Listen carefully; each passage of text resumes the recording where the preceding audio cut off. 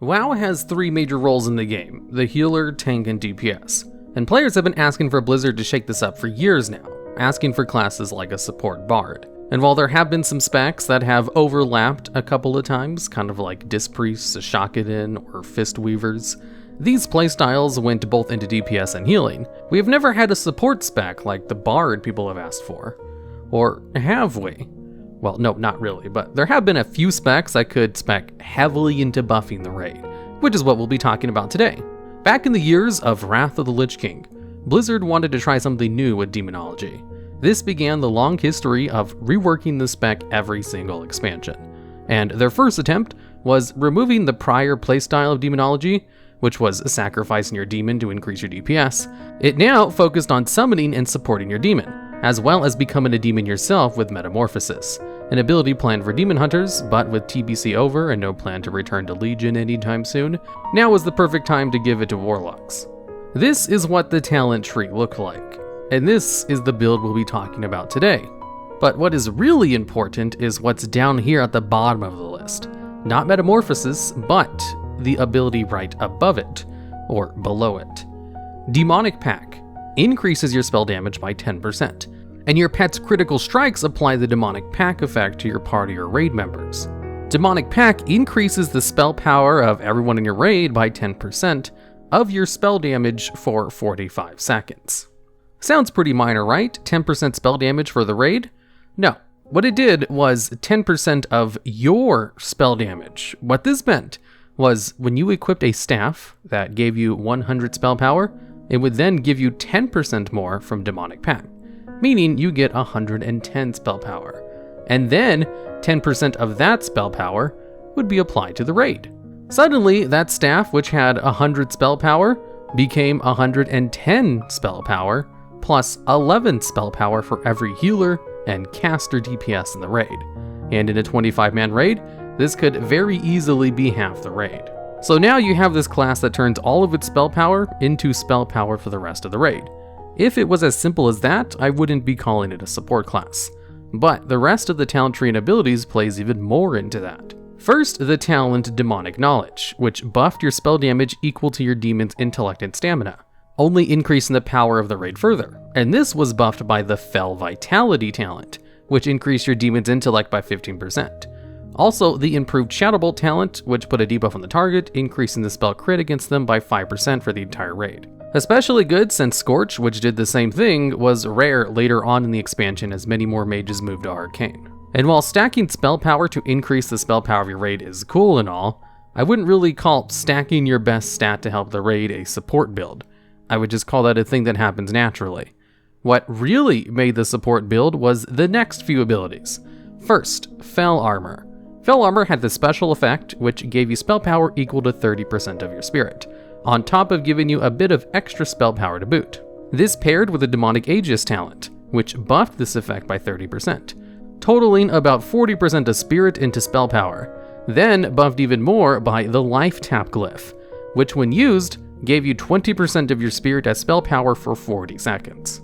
With these three things combined, you ended up with about 60% of your spirit being added to your spell power, forever, as you would simply cast Life Tap every 40 seconds to keep the buff up.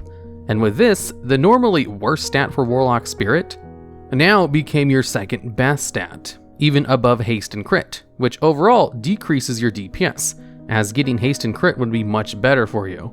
But more spirit means more spell power for the entire raid, meaning a much larger benefit for the entire raid, buffed even further by things like Blessings of Kings, Divine Spirit, or the Human Racial, the Human Spirit. So what this meant was many raid groups would designate one Warlock to be the support spec, and then funnel every single piece of spell power / spirit gear to them.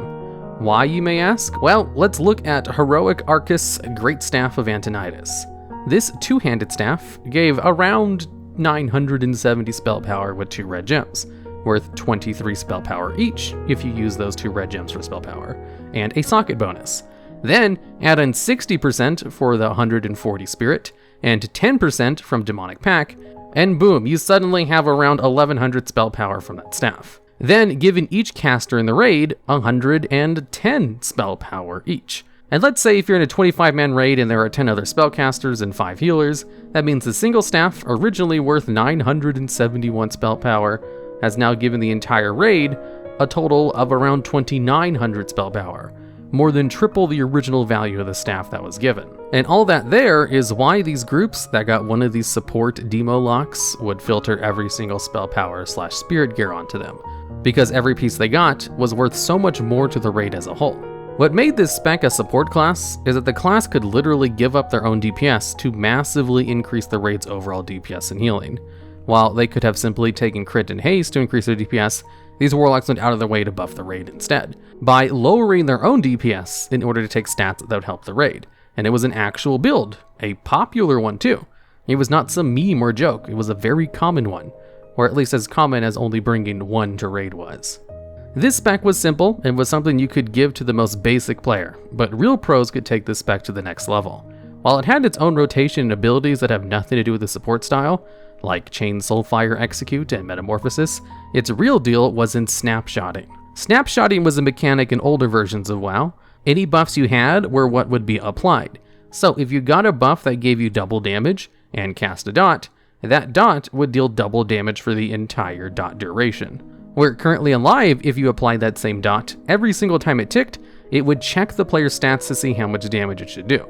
This also worked with buffs, and so what you could do as a Demonology Warlock was hold back your pet, even if it lowered your DPS heavily, until you had a ton of procs, maybe 2 trinkets, your enchant, and then pop a potion and then send your pet in. Then the effect would proc for the entire raid, who would also get 10% of these trinkets, enchants, and potion, for the entire duration of the buff.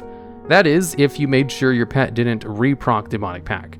So you would just let it DPS for a bit before calling it back, because the ability did have a 20-second internal cooldown, but it would last for around 40 seconds. And you would want to make sure that massive buff would last as long as possible, not sending your pet in until it was about to run out. Demonology and Wrath of the Lich King could be played like a normal spec, but where the support players, those who really helped the raid, played it like it was meant to be, one of WoW's first and few support classes, sacrificing their own DPS to increase the overall DPS and healing of the entire raid.